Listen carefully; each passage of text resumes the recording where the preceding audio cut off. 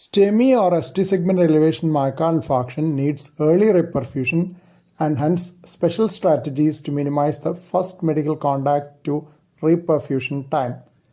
In a center capable of primary PCI, the aim is to achieve a door-to-balloon time of less than 90 minutes. The earlier the infarct-related artery is opened, the better, as more myocardium is salvaged. Time means muscle in terms of salvaged myocardium at jeopardy. If the patient presents to a center without PCI facility, if transfer and PCI is feasible within 120 minutes, that has to be given top priority. In such situations, door in door out time should be less than 30 minutes. In-hospital processes should be optimized for early transfer after an abbreviated initial assessment and ECG. If transfer and PCI is not feasible due to logistic reasons, aim is to thrombolize within 30 minutes at the initial hospital itself.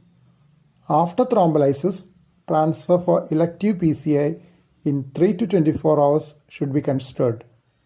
Early transfer is indicated for failed thrombolysis as indicated by ongoing ischemic pain and no resolution of ST segment. Primary PCI is indicated in those STEMI patients with ischemic symptoms of less than 12-hour duration, more so if there is a contraindication for thrombolysis. The latter is irrespective of time delay from first medical contact. Cardiogenic shock or acute severe heart failure are indications for primary PCI irrespective of time delay from the onset of myocardial infarction. All these are class 1 indications. If there is evidence of ongoing ischemia between 12 to 24 hours after onset of symptom, there is still a class 2A indication for primary PCI.